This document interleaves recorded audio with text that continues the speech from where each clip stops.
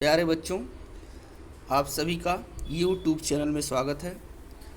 आज class 8th का first chapter crop production के बारे में हम लोग स्टडी करेंगे और इसी लेक्चर में या इसी क्लास में क्रॉप प्रोडक्शन हम पूरा समाप्त कर देंगे और उसके बाद जब भी अब पढ़ाएंगे तो एक एक टॉपिक वाइज नेक्स्ट चैप्टर जब भी पढ़ाया जाएगा एक एक टॉपिक वाइज आप सभी लोगों के पास पहुंचता रहेगा।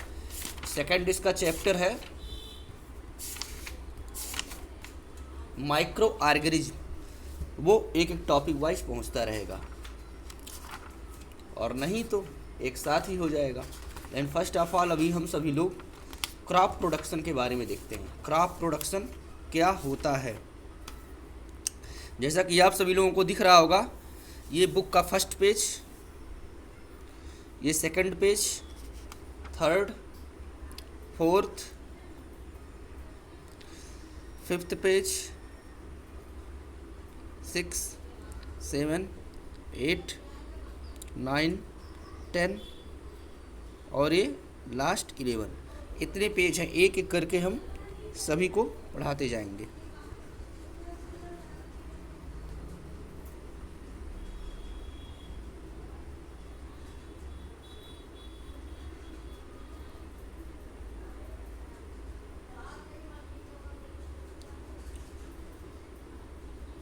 देखते हैं, यहाँ पर लिखा हुआ है क्रॉप प्रोडक्शन। क्रॉप प्रोडक्शन मतलब फसल उत्पादन। इस चैप्टर में हम सभी लोग पढ़ेंगे कि फसल का उत्पादन हम किस प्रकार कर सकते हैं या फसल उत्पादन किस तरह से होता है, उसके विभिन्न प्रकार के जो तरीके हैं उन सभी के बारे में इसमें हम अध्ययन करेंगे। लिखा हुआ है लेट अस लर्न अबाउट। पहले क्रॉप प्लांट्स के बारे में दिया, कौन कौन से प्लांट्स होते हैं जो फसल के लिए में यूज किए जाते हैं। फिर फूड फ्रॉम एनिमल्स लास्ट में है। सेकंड है basic practices of crop production, यानी जो बेसिक अभ्यास होता है या कार्य होता है क्रॉप प्रोडक्शन के लिए वो पढ़ेंगे। फिर लास्ट में फूड फ्रॉम एनिमल्स पढ़ेंगे। इस चैप्टर में ये पढ़ना है। तो आइए हम सभी लोग देखते हैं। लिखा हुआ we know that all living organism need food to survive. हम सभी जानते हैं कि जितने भी लिविंग एनिमल्स हैं या जितने भी जीवित ऑर्गेनिज्म हैं, जीव हैं, उन सभी को सर्वाइव करने के लिए, जिंदा रहने के लिए भोजन की आवश्यकता होती है। विदाउट भोजन कोई भी एनिमल जिंदा नहीं रह सकता है। फिर लिखा हुआ है food is obtained from plants and animals. और जो भोजन होता है वो हमें जंतुओं से अथवा पौधों से प्राप्त होता है। भोजन जो है लिखा हुआ है food is obtained from plants and animals, यानी भोजन हमें पौधे अथवा एनिमल से ही प्राप्त होता है। यानी पौधों के द्वारा भोजन हम प्राप्त करते हैं और एनिमल के द्वारा प्राप्त करते हैं। फिर उसके बाद दिया हुआ एग्रीकल्चर किसे कहते हैं? A branch of science that deals with growing plants and raising livestock from human use is called agriculture. यानी विज्ञान की वह शाखा जिसके अंतर्गत हम पौधों, ग्रोइंग पौधे यानी पौधों जो क्या कह सकते हैं उसको, पौधों की वृद्धि एवं पशुधन यानी जिस पशु को हम पालते हैं, और वो दोनों चीज़ यानी पौधे और पशु दोनों जो ह्यूमन के यूज के लिए लाभदायक हों, वो पूरी प्रक्रिया क्या कहलाती है? एग्रीकल्चर कहलाती है, या उसी को कहते हैं कृषि। यानी ऐसे जंतुओं का पालन पोषण जो हमारे लिए लाभदायक हो, हानिकारक नहीं, जितने भी लाभदायक एनिमल हैं उनका हम क्या करें? संरक्षण करें, उनको भोजन प्राप्त करें, पालें, उनका ब्रीडिंग प्रोसेस कराएं और उसके साथ साथ उनसे बच्चे पैदा हों और उनसे हम क्या करें? जो भी हमारी आवश्यकता हो उनसे पूरी हो। और उसके साथ साथ पौधों को हम लगा करके उनसे हम भोजन का प्रोडक्शन, उसके साथ फल का प्रोडक्शन, ये सभी करें। ये पूरी प्रक्रिया क्या कहलाती है? एग्रीकल्चर कहलाती है, यानी कृषि कहलाती है। लिखा हुआ है फिर it is derived from 2 Latin word, और ये 2 लैटिन वर्ड से बना हुआ है। एगर माने होता है मीनिंग फील्ड या लैंड, एंड कल्चरा, कल्चरा मीन्स होता है कल्टीवेशन यानी कटाई या उसको जो है संवर्धन करना। कल्टीवेशन एक तरह संवर्धन करना।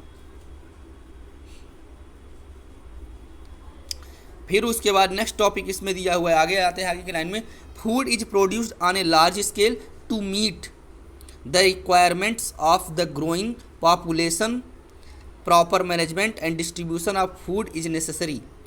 यानी जो फूड होता है, फूड का उत्पादन लार्ज स्केल पर होता है और जो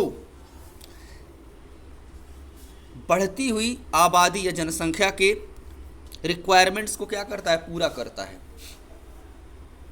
आवश्यकताओं को पूरा करता है, जबकि उचित प्रबंधन एवं डिस्ट्रीब्यूशन यानी वितरण भोजन की आवश्यक है। यानी जबकि उचित प्रबंधन एवं उसके साथ साथ उसका उचित वितरण भोजन का आवश्यक है। तो इसमें अब देखते हैं क्रॉप प्लांट। क्रॉप प्लांट क्या होता है उसके बारे में।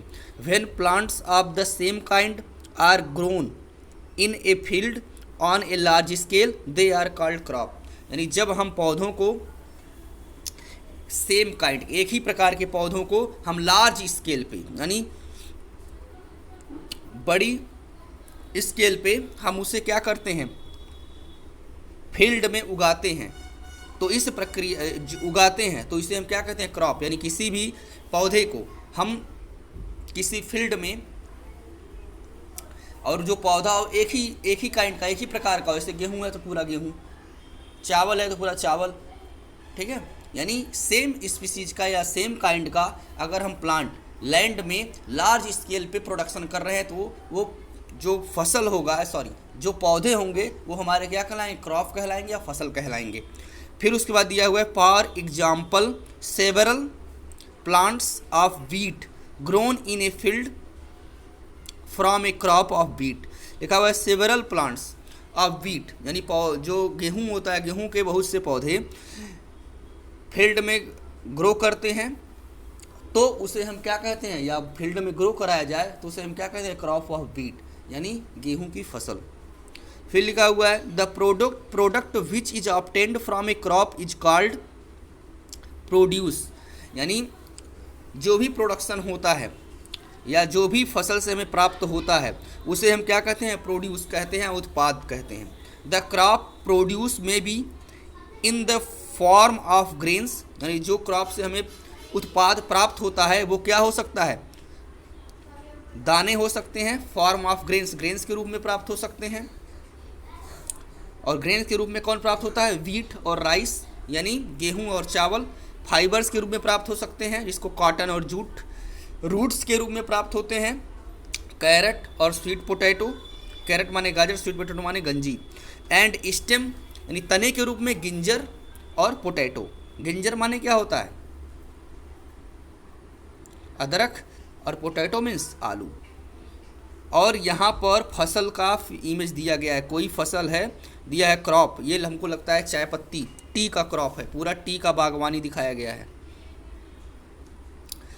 फिर उसके बाद आगे देखते हैं, इसमें दिया हुआ है some example of crop plants grown in India are given in the following table. यानी जो इंडिया में पौधे होते हैं, फसल होते हैं, ग्रो कराया जाता है, उसका एक टेबल यहाँ पर दिया हुआ है। लिखा हुआ है example of various type of crops, उदाहरण विभिन्न प्रकार के फसलों की।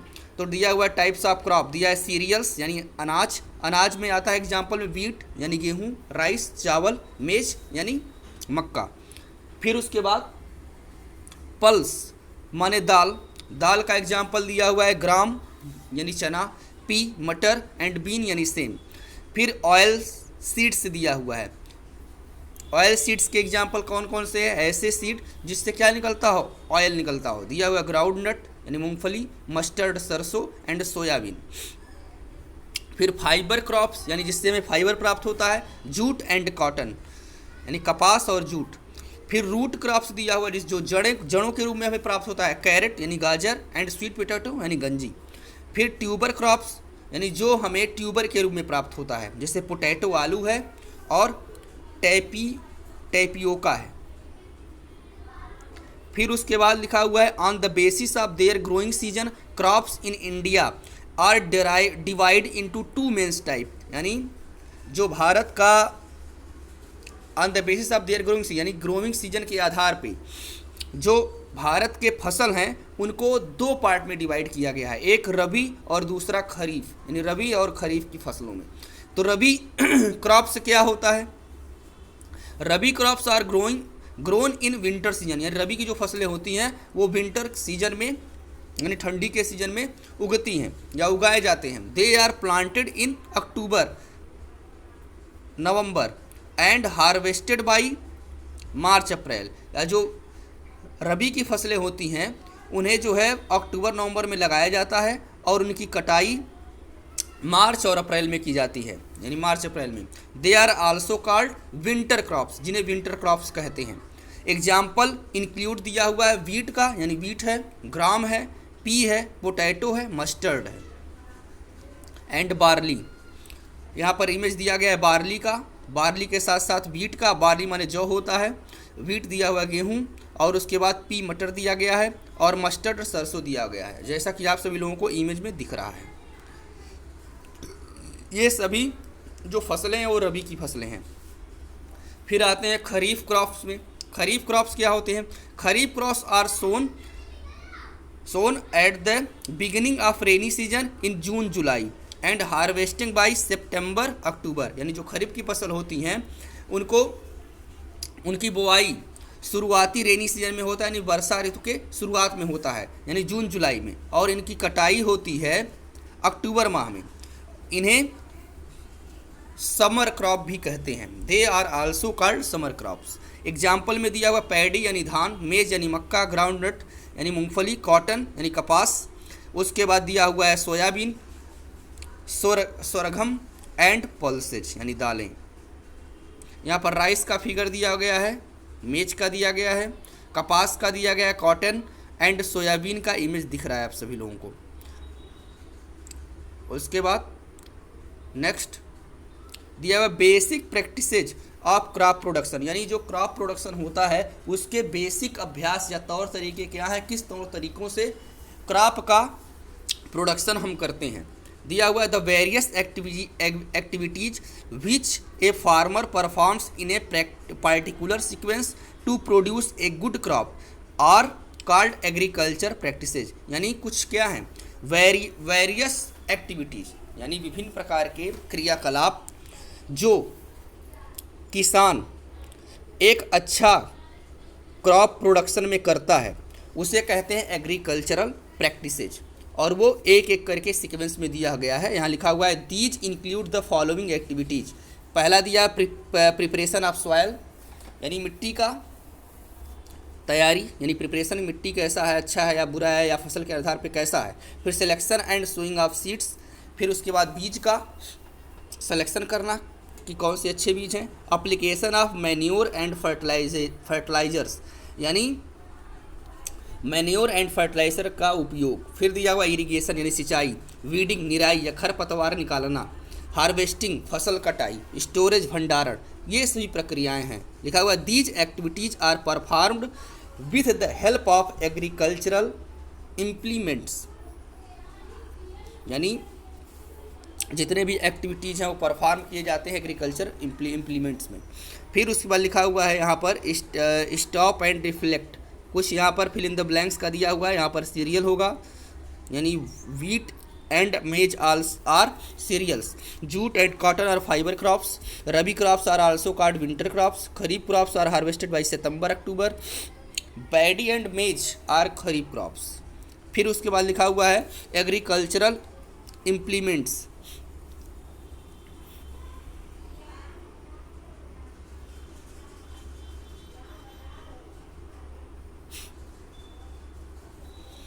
यहाँ पर देखेंगे implements, these activities are perform with the help of agriculture implement, यानी जितने भी एक्टिविटीज़ हैं वो कंप्लीट या परफॉर्म किए जाते हैं किसके द्वारा, कृषि उपकरणों के द्वारा। अब उसके बाद फिल इन द ब्लैंक्स हो गया। फिर उसके बाद एग्रीकल्चरल इम्प्लीमेंट्स देखते हैं, यानी कृषि उपकरण या साधन या औजार क्या क्या है, क्या किसका यूज किया जाता है। The tools that are needed to carry out various agricultural practices are called the agricultural implements, यानी ऐसे टूल्स जिनकी आवश्यकता होती है विभिन्न प्रकार के कृषि में वे सभी टूल्स क्या कहलाते हैं? एग्रीकल्चरल इम्प्लीमेंट्स कहलाते हैं, या एग्रीकल्चरल औजार या हथियार या उपकरण कहलाते हैं। एग्जाम्पल में दिया हुआ है प्लाऊ यानी हल, होय दिया हुआ है फावड़ा, लेवलर दिया हुआ है बराबर करने वाला, एंड कल्टीवेटर दिया हुआ है कटाई कटाई करने वाला, कल्टीवेटर।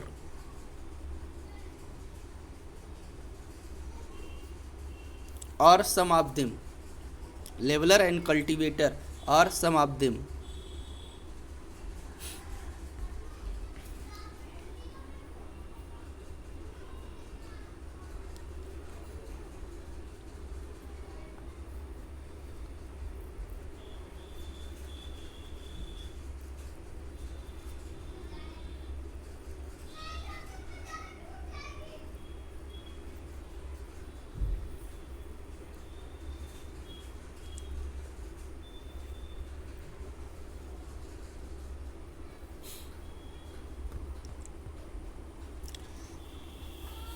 कल्टीवेटर का यूज जो है दिया गया आगे, कल्टीवेटर का किस तरह से यूज किया जाता है। कल्टीवेटर जो है मिट्टी को बराबर करने में किया जाता है।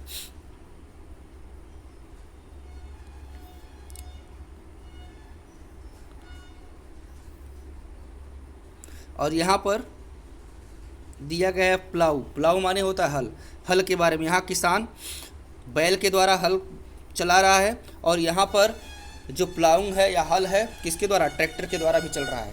ये इनिशियल मेथड है प्लाउंग का, और ये है प्लाउंग का यानी प्लाउंग का या हल जुताई करने का ये मॉडर्न तरीका है। देखते हैं इसमें, a plough is made of one और मोर वुडन और iron blades fixed in a frame. यानी जो प्लाऊ होता है, हल होता है, वो बना होता है एक या एक से अधिक लकड़ी या आयरन ब्लेड का, जो फिक्स्ड होता है किसमें? एक फ्रेम में। फिर लिखा हुआ है it is used to prepare the soil.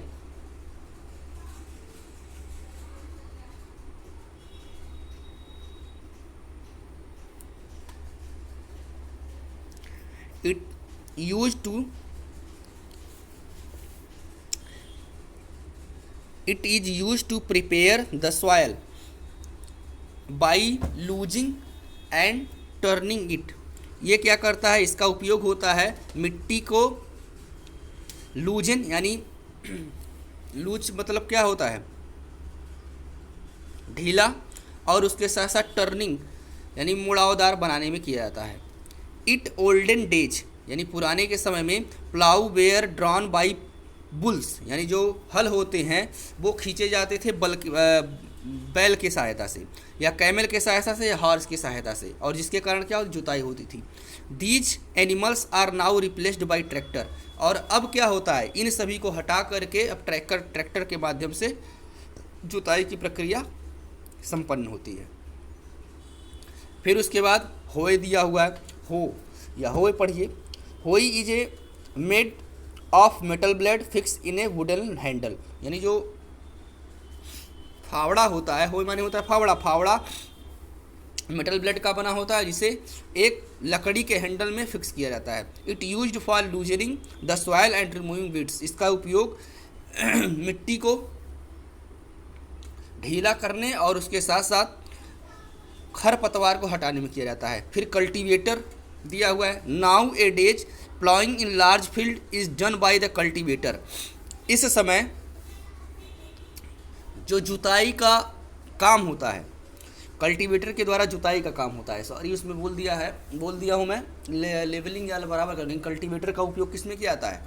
Cultivator जो होते हैं उसमें उसके द्वारा जुताई का काम होता है। लिखा हुआ है now A days ploughing in large field is done by the cultivators driven by tractors. और कल्टीवेटर्स को ढोने का काम किसके द्वारा? ट्रैक्टर के माध्यम से होता है। It has many ploughshare which can dig into larger fields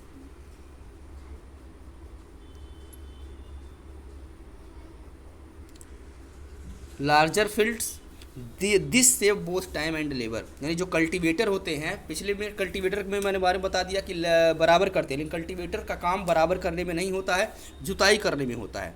और कल्टीवेटर्स जो होते हैं उनको खींचा जाता है ट्रैक्टर के माध्यम से, और इसके द्वारा क्या होता है, बड़े फील्ड पे यानी लार्ज स्केल पे जो फील्ड होते हैं वहाँ पर जुताई की जाती है। और उसके साथ साथ इसके द्वारा यानी कल्टीवेटर के द्वारा टाइम और लेबर दोनों बचता है। फिर लिखा हुआ है नेक्स्ट हेडिंग है इसमें, प्रिपरेशन ऑफ सॉइल।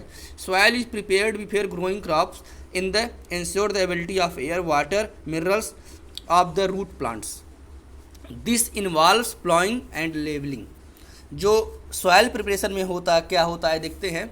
जो सॉइल होता है, soil prepared before growing crops, यानी जो मिट्टी होता है फसल लगाने से पहले प्रिपेयर किया जाता है और इंश्योर किया जाता है कि इसकी एबिलिटी क्या है, यानी जो पौधे लगेंगे उसमें एयर पर कंप्लीट रूप से मिलेगा या नहीं, वाटर उस मिट्टी में कंप्लीट रूप से मिलेगा या नहीं, और उसके साथ मिनरल है या नहीं। इन सभी को देख करके हम सभी लोग क्या करते हैं, प्रिपरेशन ऑफ सॉइल करते हैं। और this involves ploughing and levelling, और इसमें शामिल क्या है, प्लाउइंग और लेवलिंग। लेवलिंग भी आसानी से हो जाए और उस पर जुताई भी हो जाए। ऐसे सॉइल का हम क्या करते हैं, सिलेक्शन करते हैं। फिर लिखा हुआ है प्लाउइंग और टीलिंग यानी जुताई। The process of loosening and turning of soil using a plough is called ploughing और टीलिंग। यानी जो मिट्टी होता है, मिट्टी को ढीला करने और उनको मिला इधर उधर करके ऊपर नीचे करके मिलाने की जो प्रक्रिया होती है वो क्या कहलाती है, जुताई। फिर लिखा हुआ है it is performed for the following reason, और ये निम्नलिखित कारणों के कारण किया जाता है यानी जुताई का काम। यहाँ दिया हुआ है वुडन प्लाऊ और उसके बाद दिया हुआ है आयरन प्लाऊ। यानी हल वुडन फुल हल दिया गया है, यहाँ पर आयरन हल दिया गया है। क्यों करते हैं जुताई देखते हैं। Loose soil contains a lot of air space in it, this aids in breathing of the roots. यानी जब हम जुताई कर देते हैं तो मिट्टी ढीली हो जाती है, जिसके कारण उसमें एयर स्पेस बन जाते हैं और जिसके कारण रूट्स जो होते हैं आसानी से सांस लेते हैं। फिर लिखा है loose soils allow the roots to penetrate deeper into the soil, thus fixing the plant firmly to the ground। यानी लूज करने के बाद जो सॉइल होता है उसमें जो रूट होते हैं आसानी से पेनिट्रेट करते हुए नीचे तक जाते हैं और जिससे ये पौधे क्या होते हैं, मजबूती के साथ लगे रहते हैं ज़मीन में। फिर लिखा हुआ loose soil helps the growth of soil organism like earthworm. यानी जो ढीली मिट्टी होती है उसमें क्या और हेल्प क्या मिलता है, जो सॉइल ऑर्गेनिज्म होते हैं जैसे अर्थवर्म होते हैं आसानी से ग्रो करते हैं, एंड माइक्रोब्स आसानी से ग्रो करते हैं। फिर लिखा है these organism help in the decomposition of dead plant and animals into simple organic matter called humus. और ये ऑर्गेनिज्म क्या करते हैं, डेड प्लांट एंड एनिमल को डिकम्पोज करके नष्ट करके ह्यूमस में बदल देते हैं। और humus is rich in A nutrients require for plant growth. और जो ह्यूमस होता है, ह्यूमस में विभिन्न प्रकार के पोषक तत्व मौजूद होते हैं जो पौधों के ग्रोथ के लिए अति आवश्यक होते हैं। फिर लिखा हुआ है ploughing help in bringing the nutrient rich soil to the top making it available for the plant use. जो जुताई होता है, जुताई भी क्या करता है, हेल्प करता है विभिन्न प्रकार के न्यूट्रिएंट को सॉइल में अच्छी तरह से मिलाने का। और नीचे वाले टॉप वाले जो होते हैं नीचे वाले ऊपर चले जाते हैं और इससे क्या होता है, प्लांट में जो एबिलिटी होती है न्यूट्रिएंट मटेरियल की वो आसानी से मिल जाती है। It helps in mixing the fertiliser uniformly with the soil. और जुताई करने से जो फर्टिलाइजर्स होते हैं वो आसानी से मिल भी जाते हैं। फिर लिखा हुआ it helps the unrooting the weeds. और उसके साथ साथ जुताई करने से जो बेमतलब के खरपतवार होते हैं वो नष्ट हो जाते हैं। फिर लिखा हुआ है लेवलिंग यानी बराबर करने की प्रक्रिया। जुताई करने के बाद क्या होता है, लेवलिंग या बराबर करने की प्रक्रिया होती है। तो इसमें दिया हुआ है द फील्ड आफ्टर प्लॉइंग में स्टिल है big lump of soil called crumbs with are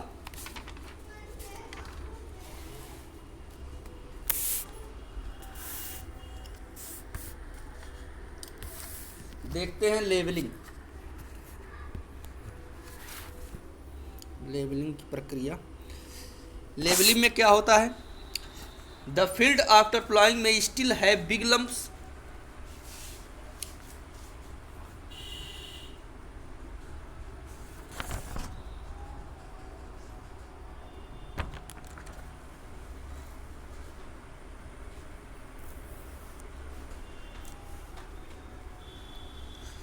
levelling में देखते हैं,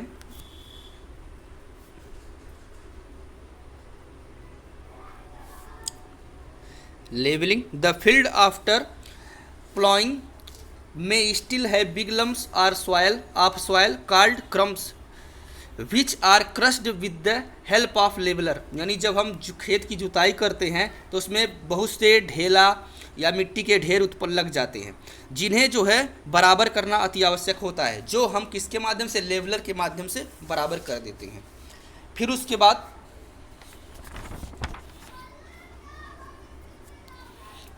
this process of making the soil surface even is called levelling. यानी जो ये बराबर करने की प्रक्रिया होती है सरफेस को, इसे लेवलिंग कहते हैं। Implement use for levelling is called leveller. यानी इसमें जो भी औजार या उपकरण उपयोग में लाया जाता है उसे हम लेवलर कहते हैं।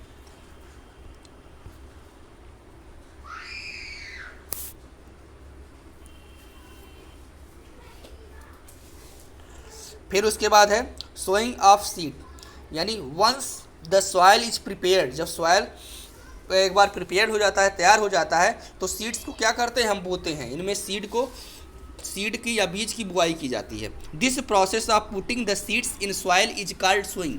यानी जो सीड होता है, सीड को हम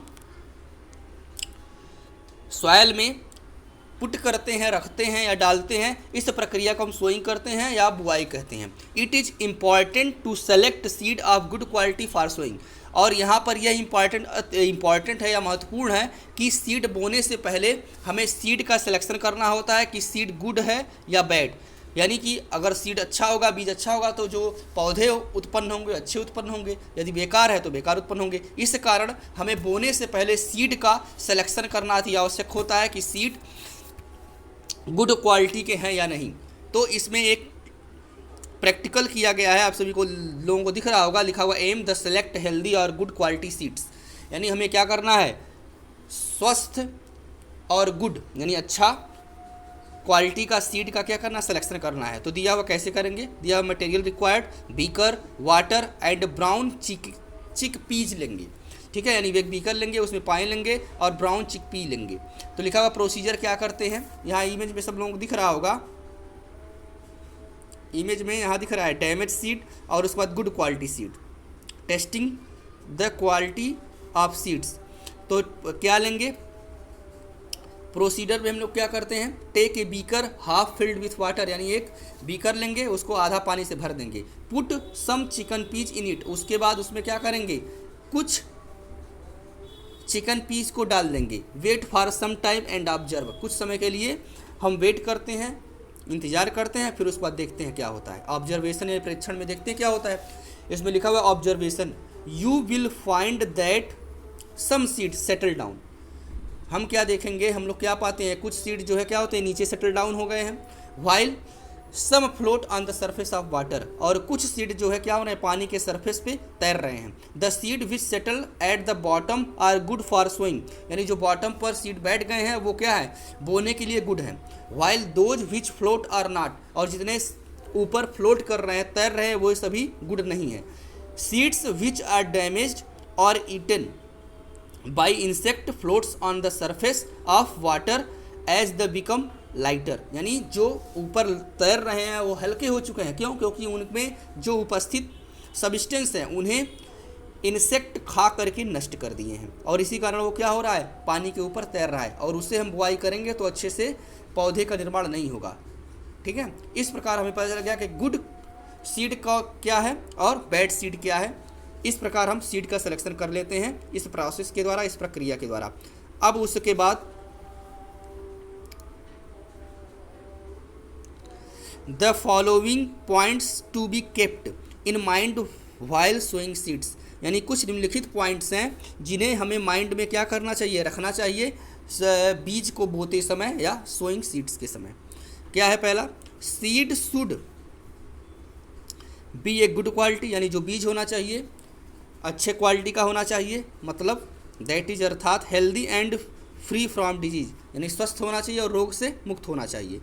फिर सेकंड पॉइंट है they should be sown at the proper depth, और जिसे उचित गहराई में बोया जाना चाहिए। नाइदर टू डीप, यानी बहुत अंदर ना जाए और ना ही बहुत ऊपर रहे।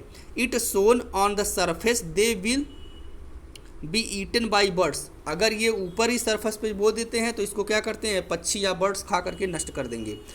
If sown deep in soil they will not germinate, अगर बहुत नीचे कर देंगे तो क्या करेंगे, जर्मिनेट या अंकुरित नहीं होते हैं। फिर लिखा हुआ है they should be sown at proper distance, और इन्हें क्या करना चाहिए, उचित दूरी पर बुआई करना चाहिए। Each other to prevent overcrowding of plant, जिसके कारण क्या होता है, भीड़ से ये पौधे बच जाते हैं, यानी जब बीज से पौधे तैयार होते हैं तो इकट्ठा एक ही जगह पर उत्पन्न नहीं होंगे, दूर दूर रहने से दूर दूर उत्पन्न होंगे और उनको कंप्लीटली रूप से प्रॉपर न्यूट्रिशन मिल जाएगा। This ensure proper supply of nutrients and adequate utilisation of space, और जब दूर दूर रहेंगे उन्हें कंप्लीटली रूप से न्यूट्रिशन मिलेगा। पास रहेंगे क्राउड प्लांट्स हो जाएगा, भीड़ हो जाएगा, तो सभी पौधे कंप्लीटली रूप से वाटर, मिनरल्स, न्यूट्रिएंट्स नहीं पाएंगे। फिर उसके बाद देखते हैं मेथड ऑफ सोइंग सीड, यानी बीज को बोने का तरीका। पहले दिया हुआ है मैनुअल सोइंग, यानी हाथ के द्वारा बीज को बोना। लिखा हुआ the process of sowing seed by hand is called manual sowing, यानी जो बीज होते हैं, बीज को अगर हाथ की सहायता से बोते हैं तो उसे हम मैनुअल सोइंग कहते हैं। It is also known as broadcasting, और इसे ब्रॉडकास्टिंग कहते हैं, यानी बिखेरना। फिर लिखा है seeds are scattered in the field, seeds are scattered in the field by hands, यानी जो बीज होते हैं उन्हें हम हैंड के द्वारा खेत में फैला देते हैं। Seeds sown by the method are unevenly distributed in the field, और सीड जो है इस मेथड द्वारा अनइवेंटली डिस्ट्रीब्यूट हो जाते हैं फील्ड में। फिर सेकंड है यूजिंग ए सीड ड्रिल, यानी सीड ड्रिल के द्वारा हम यूज कर सकते हैं। यहाँ पर दिया हुआ है, यहाँ पर ब्रॉडकास्टिंग तरीका दिया हुआ है, और ब्लॉक्स के माध्यम से, यानी सांड के माध्यम से सीड ड्रिल खींचा जा रहा है और फैलाया जा रहा है, और ट्रैक्टर के द्वारा भी सीड ड्रिल दिखाया गया है।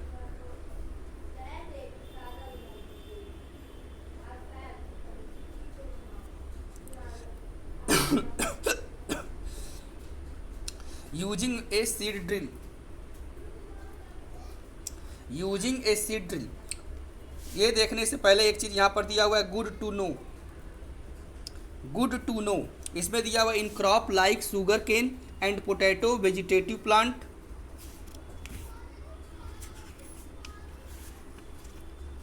Vegetative plant parts instead of seed are use for growing in the crop, यानी जो क्रॉप हो कुछ फसल क्या कहते हैं, कुछ फसल जैसे शुगर केन और पोटैटो हैं, इन सभी को वेजिटेटिव प्लांट के रूप में सीधे क्या किया जाता है, लगा दिया जाता है, इनका सीड नहीं होता है। अब देखते हैं using seed drill.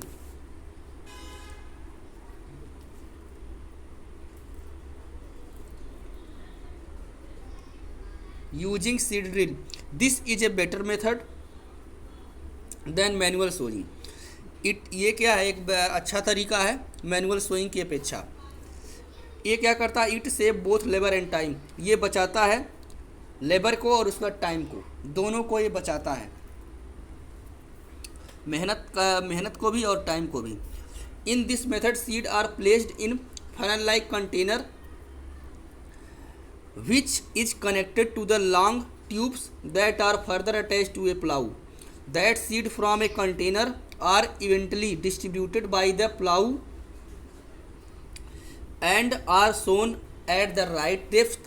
They get covered with the soil after sowing. होता क्या है इसमें, इस मेथड में एक फनल लाइक कंटेनर होता है जो कनेक्ट होता है लंबे ट्यूब से, और वो फर्दर अटैच होता है हल से, यानी प्लाउ से, और जो सीड होता है, सीड एक कंटेनर में रखा जाता है जिसके माध्यम से डिस्ट्रीब्यूट ये प्लाऊ के माध्यम से किए जाते हैं और राइट डिप्ट में डाल दिए जाते हैं और मिट्टी से ढक दिए जाते हैं। और ये एक तरह से क्या है, गुड तरीका है सॉइल सीड को सोइंग करने का। फिर उसके बाद नेक्स्ट दिया हुआ है इसमें, नेक्स्ट टॉपिक, नेक्स्ट पेज पे देखते हैं। इसमें नेक्स्ट क्या दिया है, गुड टू नो।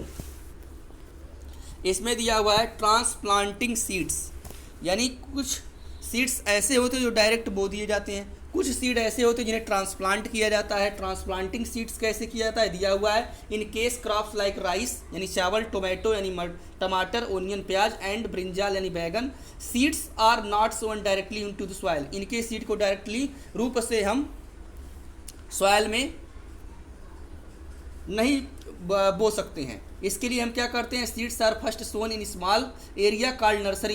इनको हम पहले स्मॉल एरिया में बोते हैं जिसे नर्सरी कहते हैं।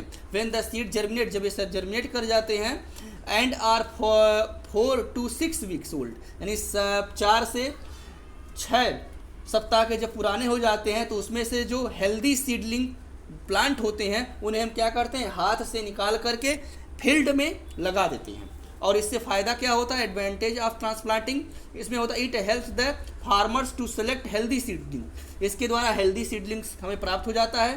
प्रॉपर स्पेसिंग, कंप्लीट रूप से उनको स्पेस मिल जाता है। Spacing can be done by this method, ठीक है, उन्हें प्रॉपर स्पेस मिल जाता है। इट इंक्रीज क्रॉप प्रोडक्शन, और ये क्या करते हैं, क्रॉप प्रोडक्शन में बढ़ोतरी करते हैं। फिर उसके बाद दिया हुआ है application of manures and fertilisers.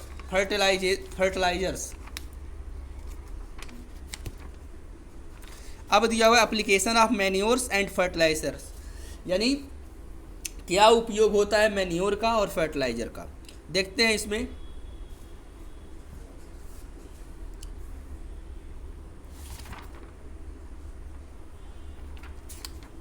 Fertilisers और उसके साथ साथ मैन्योर लिखा हुआ है। Crop plants require nutrients for growth which they obtain from the soil.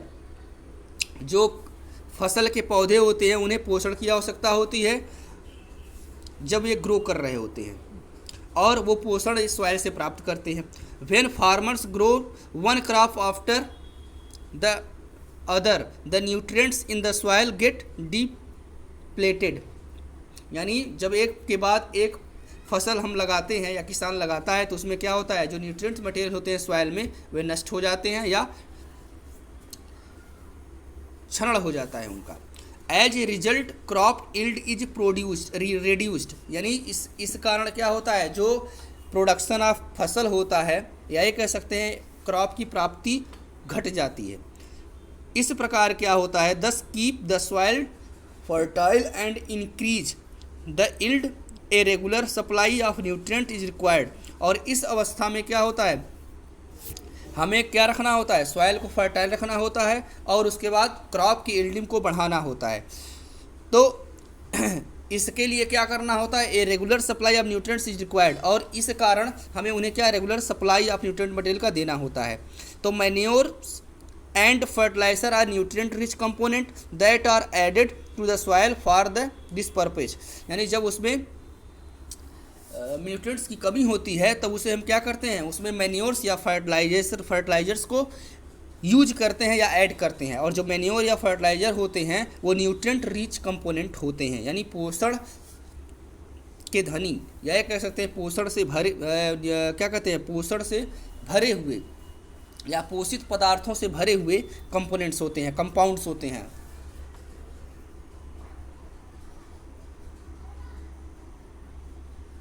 यानी यौगिक होते हैं। फिर उसके बाद दिया मैन्योर। मैन्योर क्या होता है, manure is organic substance obtained from decomposition of plant and animal waste like crop residue and cow dung. यानी जो मैन्योर होता है, मैन्योर ऑर्गेनिक सब्सटेंस होता है, यानी कार्बनिक पदार्थ होता है जिसे प्राप्त करते हैं किससे, प्लांट एंड एनिमल के, और उसके साथ साथ वेस्ट लाइक गोबर। यानी जो मैन्योर होता है वो ऑर्गेनिक सब्सटेंस होता है जिसे प्राप्त किया जाता है डिकम्पोजिशन के द्वारा, किसके, प्लांट एनिमल वेस्ट और उसके साथ साथ डग से, काऊ के डग यानी गोबर से। It is produced by the farmers in the field, और इसे प्रोड्यूस किया जाता है फार्मर के द्वारा, कहाँ, फील्ड में। The process of adding manure to the soil is called manuring, यानी जो फील्ड होता है, खेत होता है, उसमें मैन्योर को ऐड करने की प्रक्रिया को मैन्योरिंग कहते हैं। फिर दिया बेनिफिट्स ऑफ यूजिंग मैन्योर, यानी मैन्योर को यूज करने के क्या लाभ हैं। पहले लिखा हुआ है manure improve the soil texture, यानी मैन्योर क्या करता है, मिट्टी की संरचना को बढ़ा देता है, इम्प्रूव कर देता है, न्यूट्रिएंट्स को इम्प्रूव कर देता है। It increases the water holding capacity of soil, और उसके साथ साथ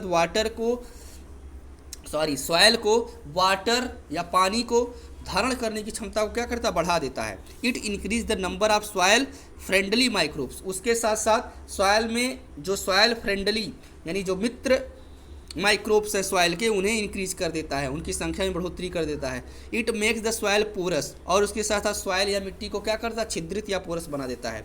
फिर लिखा हुआ ड्रॉबैक ऑफ यूजिंग मैन्योर, यानी मैन्योर के यूज के क्या ड्रॉबैक हैं, क्या नुकसान है। Manure is slow in action and may also get affected by seasonal variation.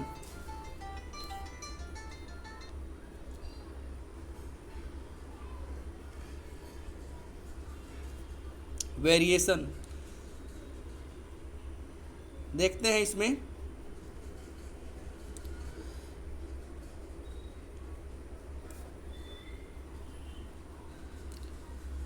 Drawback of using manure.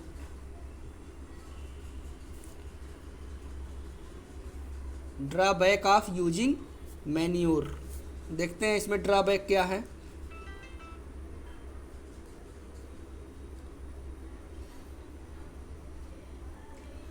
Drawback क्या है, drawbacks of using manure. Manure is slow in action and may also get affected by seasonal variation, यानी जो manure होता है उसकी जो प्रतिक्रिया होती है वो धीरे धीरे होती है, और ये सीजन के द्वारा अफेक्टेड होता है, प्रभावित होता है इसका असर। फिर लिखा है it is not nutrient specific, यानी जो मैन्योर होता है उसमें जो न्यूट्रिएंट्स मटेरियल होते हैं वो स्पेसिफिक विशेष नहीं होते, यानी विशेष नहीं होते हैं, ठीक है, कि कोई एक विशेष स्पेसिफिक न्यूट्रिएंट मटेरियल है, ये विशेष नहीं होते। देयरफॉर इसलिए not use when a particular nutrients is required by the crop, इसलिए इसका पार्टिकुलर न्यूट्रिएंट मटेरियल के रूप में यूज नहीं किया जाता है। फिर दिया फर्टिलाइजर। फर्टिलाइजर क्या होते हैं, fertilizers are the chemical substances, fertilizers are the chemical substances which are manufactured in factories and are rich in specific nutrients. जो फर्टिलाइजर्स होते हैं वो केमिकली सब्सटेंस होते हैं, अभी बताया गया मैन्योर जबकि ऑर्गेनिक सब्सटेंस होते हैं, लेकिन फर्टिलाइजर क्या है, केमिकल सब्सटेंसेज हैं। विच आर मैन्युफैक्चर, जिसका निर्माण फैक्ट्रीज में किया जाता है, और ये क्या होते हैं, स्पेसिफिक न्यूट्रिएंट्स से भरपूर होते हैं, यानी विशेष प्रकार के न्यूट्रिएंट्स से ये क्या होते हैं, भरे होते हैं। They provide nutrients in A concentrated form, और ये प्रोवाइड क्या करते हैं, न्यूट्रिशन को देते हैं सांद्र रूप में। NPK लिखा हुआ है, nitrogen phosphorus and phosphate, nitrogen phosphorus and potassium, urea and potash are some examples of fertilizers. फिर लिखा benefits of using fertilisers.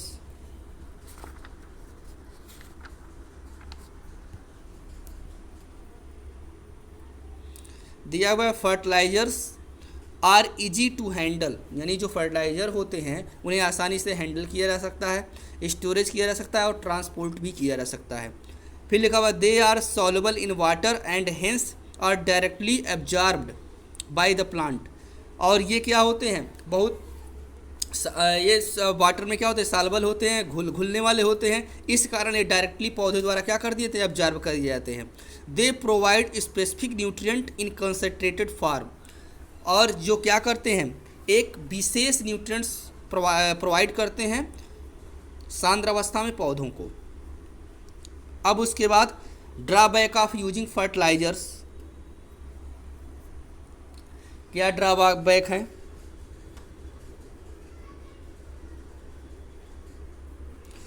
Excessive use of fertiliser में हार्म द सॉइल फ्रेंडली, यानी अधिक फर्टिलाइजर्स का जो यूज होता है वो हानिकारक है सॉइल के मित्र माइक्रोब्स के लिए। एंड रिड्यूस कर देता है फर्टिलिटी ऑफ सॉइल, यानी सॉइल की फर्टिलिटी को कम कर देता है। They are a source of water pollution, और ये जो फर्टिलाइजर्स होते हैं वे स्रोत होते हैं वाटर पोल्यूशन के, यानी जल प्रदूषण के। अब उसके बाद दिया हुआ है differences between fertilizer and manure, fertilizers के दिया हुआ है, उसके बाद मैन्योर दिया हुआ है। फर्टिलाइजर्स के बारे में लिखा हुआ है it is a chemical substances prepared in factories, यानी जो फर्टिलाइजर्स होते हैं वो केमिकल सब्सटेंस होते हैं जिनका निर्माण फैक्ट्रीज में किया जाता है। मैन्योर क्या होते हैं, it is a natural substance obtained by A decomposition, और ये नेचुरल पदार्थ होते हैं, प्राकृतिक सब्सटेंस होते हैं जो किसके द्वारा, डिकम्पोजिशन के द्वारा प्राप्त किए जाते हैं। किसका डिकम्पोजिशन, एनिमल वेस्ट जैसे लीव है, स्ट्रा है, कैटल्स डग है एंड यूरिन है, इन सभी का डिकम्पोजिशन से हमें मैन्योर प्राप्त होता है। फिर उसके बाद सेकंड पॉइंट दिया it is prepared in the field, जिसका निर्माण हम खेत में करते हैं। सेकंड पॉइंट फर्टिलाइजर का देखेंगे, it is soluble in water has readily observed by the plants, ये वाटर में सॉल्युबल होता है, इस कारण पौधे आसानी से इसे एब्जॉर्ब कर लेते हैं। इट इज़ लेस सॉल्युबल, जो मैन्योर होते हैं वो लेस सॉल्युबल वाटर में होते हैं, यानी वाटर में घुलित नहीं होते हैं, hence absorb slowly by the plant, और जिसके कारण पौधे इसे धीरे धीरे एब्जॉर्ब करते हैं। फिर लिखा हुआ it does not contain humus या ऑर्गेनिक मैटर, यानी फर्टिलाइजर जो होते हैं उनमें ह्यूमस नहीं पाया जाता, जबकि ह्यूमैन्योर जो होते हैं वो ह्यूमस प्रोवाइड करते हैं सॉइल को। It is rich specific nutrients so required in very small quantities, यानी जो फर्टिलाइजर होते हैं वो स्पेसिफिक न्यूट्रिएंट्स रिच होते हैं, so required in very small quantity, इस कारण इसे बहुत ही स्मॉल मात्रा में या छोटी मात्रा में फील्ड में डाला जाता है। फिर लिखा हुआ इट हैज़ लेस न्यूट्रिएंट, इनमें न्यूट्रिएंट कम होते हैं, so required in large quantities, और इनका उपयोग हम लार्ज क्वांटिटीज़ में करते हैं। फिर लिखा it causes water pollution, fertilizer जो होता है वो जल प्रदूषण काज करता है, और मैन्योर जो होते हैं नो पोल्यूशन इन कॉज्ड, यानी जो मैन्योर होते हैं पोल्यूशन को नहीं उत्पन्न करते हैं। फिर उसके बाद डू एंड लर्न दिया हुआ है, इसमें क्या दिया है, to study the effect of manure and fertilizer on plant growth, यानी हम स्टडी करेंगे मैन्योर और फर्टिलाइजर के प्रभाव को पौधों में कैसे प्रभाव डालते हैं। तो इसके लिए हम क्या करेंगे, मटेरियल रिक्वायर्ड क्या लेंगे, 3 पॉट्स लेंगे, मूंग सीड लेंगे, मैन्योर लेंगे, फर्टिलाइजर लेंगे और पानी लेंगे। प्रोसीजर में क्या करना है, germinate the some moong seed and let them grow into seedling, इन्हें क्या करते हैं उन गमलों में या पॉट्स में इनको डाल देते हैं जर्मिनेशन के लिए। तो फिर होता क्या है, take 3 small pots and mark the ABC, और उन्हें ABC के द्वारा मार्क कर देते हैं। फिर क्या होता है, एक में फर्टिलाइजर डालते हैं और एक में मैन्योर डालते हैं, एक को ऐसे ही छोड़ देते हैं। फिर उसके बाद देखते हैं हमें किस पौधे में किस तरह की वृद्धि हो रही है। इस प्रकार हम क्या कर सकते हैं, मैन्योर, फर्टिलाइजर एंड उसके साथ साथ सिंपल प्लांट ग्रोथ का हम लोग स्टडी कर सकते हैं प्रभाव का। फिर उसके बाद क्रॉप रोटेशन दिया हुआ है। क्रॉप रोटेशन क्या होता है, क्रॉप रोटेशन में some farmers practice crop rotation to improve the soil fertility, कुछ किसान ऐसे हैं जो क्या करते हैं, रोटेशन करके पौधों को लगाते हैं क्रॉप को, यानी एक बार गेहूँ तो एक बार दलहनी पौधा, यानी एक बार वीट का प्लांट तो एक बार लेग्यूमिनस प्लांट, इस तरह से ऐसे करके एक एक करके रोटेशन करके लगाते हैं, जिससे क्या होती है, सॉइल की फर्टिलिटी बनी रहती है। होता क्या है, इसमें लिखा हुआ है, देखते हैं। Some farmer practice crop rotation to improve the soil fertility, यानी क्रॉप रोटेशन के द्वारा सॉइल फर्टिलिटी को बढ़ाते हैं। लिखा हुआ है the process in which different types of crops इस प्रोसेस में विभिन्न प्रकार के फसल हैं, जैसे leguminous and non leguminous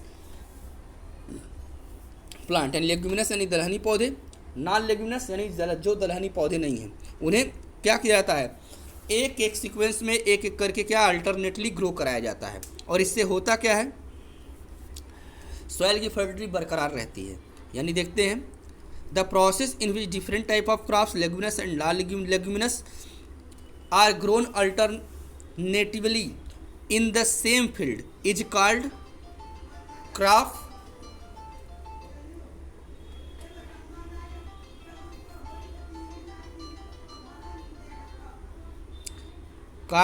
rotation.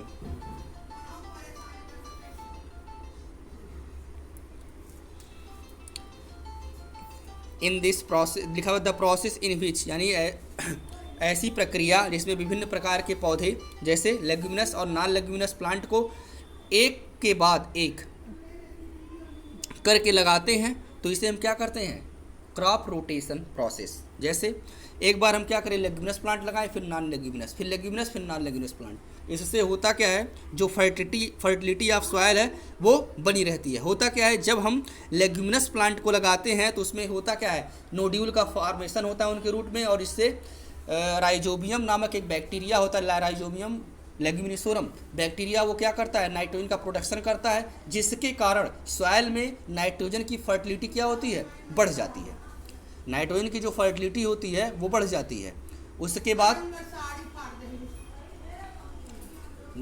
बाद क्या करते हैं, जब हम लेग्यूमिनस प्लांट को हटा करके नॉन लेग्यूमिनस प्लांट लगाते हैं तो उस पौधों में आसानी से फिर नाइट्रोजन क्या होता है, कंज्यूम हो जाता है। ये प्रक्रिया होती है क्या, क्रॉप रोटेशन की। उसके बाद नेक्स्ट पॉइंट है इरिगेशन, यानी सिंचाई। सिंचाई किस तरह से पौधों में की जाती है।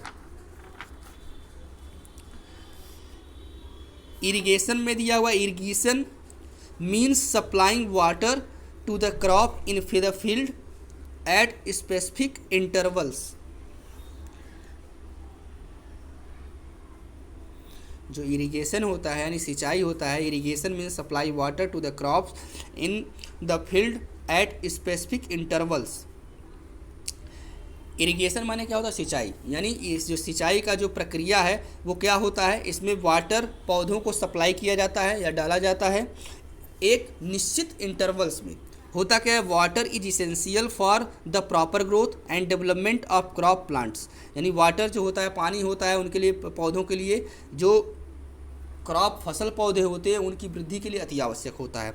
तो water requires varies from crop to crop, और जो वाटर की आवश्यकता है वो क्रॉप टू क्रॉप क्या होती है, वेरी करती है। For example paddy requires standing water in field, यानी जो पैडी होता है, धान होता है, उनको स्टैंडिंग वाटर चाहिए इन फील्ड, जबकि इन केस ऑफ वीट यानी गेहूं के केस में क्या होता है, water is required at regular intervals, जबकि गेहूं में क्या होता है, थोड़ी थोड़ी देर पे रेगुलर इंटरवल्स पे पानी की आवश्यकता होती है। Source of water for irrigation include, यानी जो वाटर के सोर्स होते हैं, इरिगेशन के सोर्स होते हैं, वो कहाँ कहाँ होते हैं, वेल्स यानी कुआं, ट्यूबवेल्स, उसके साथ साथ लेक्स, झील, पॉन्ड्स, तालाब, रिवर्स, डैम्स एंड कैनाल्स। अब उसके बाद दिया हुआ है मेथड्स ऑफ इरिगेशन, यानी जो इरिगेशन के मेथड होते हैं वो क्या क्या हैं।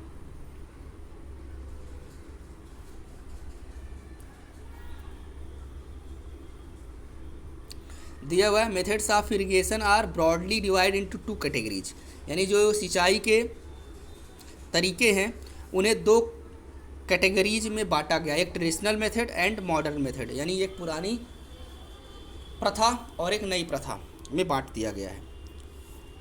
इसमें दिख रहा है आपको मोट दिख रहा है, उसके बाद चेन पंप दिख रहा है, ढेकुली दिख रहा है, फिर राहत दिख रहा है। ये आप सभी लोग इमेज के माध्यम से देख सकते हैं। तो अब देखते हैं ट्रेडिशनल मेथड ऑफ इरिगेशन, यानी सिंचाई के पुराने तरीके क्या हैं। लिखा हुआ है ट्रेडिशनल मेथड रिक्वायर कैटल और ह्यूमन लेबर, यानी जो ट्रेडिशनल मेथड ऑफ इरिगेशन था उसको आवश्यकता किसकी होती है, जंतु की अथवा मनुष्य के मेहनत की। होता क्या है, इसमें moat, chain pump, dhekli and rahat are some of the traditional method of irrigation. यहाँ पर दिख रहा है इमेज में मोट, चैन पंप, ढेकुली, उस पर राहत, ये सभी ट्रेडिशनल मेथड हैं इरिगेशन के। फिर उसके बाद मॉडर्न मेथड ऑफ इरिगेशन में आते हैं। यहाँ पर दिख रहा है आप सभी लोग को स्प्रिंकलर सिस्टम ऑफ इरिगेशन और उसके बाद ड्रिप सिस्टम ऑफ इरिगेशन दिख रहा है इमेज में। ये दोनों मॉडर्न मेथड ऑफ इरिगेशन हैं। तो देखते हैं इसमें modern method help in the conserve water. The two commonly used modern method are as follows, यानी जो मॉडर्न मेथड इरिगेशन के होते हैं वो वाटर को कंजर्व करते हैं, यानी संरक्षित करते हैं, ज़्यादा नष्ट होने से बचाते हैं। और उसके साथ साथ दो मॉडर्न मेथड यहाँ नीचे दिया गया है। पहला क्या है, स्प्रिंकलर में सिस्टम और ड्रिप इरिगेशन।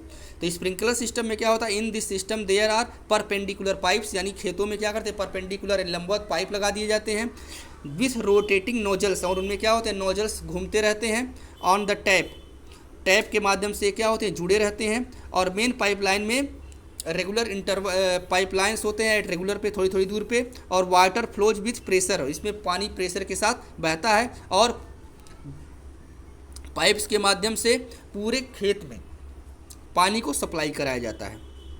और ये जो होते हैं, this system is useful for uneven land and sandy soil where sufficient water is not available. ये कहाँ इसका यूज़ किया जाता है? जहाँ पर सैंडी सॉयल होता है और वाटर की कमी होती है।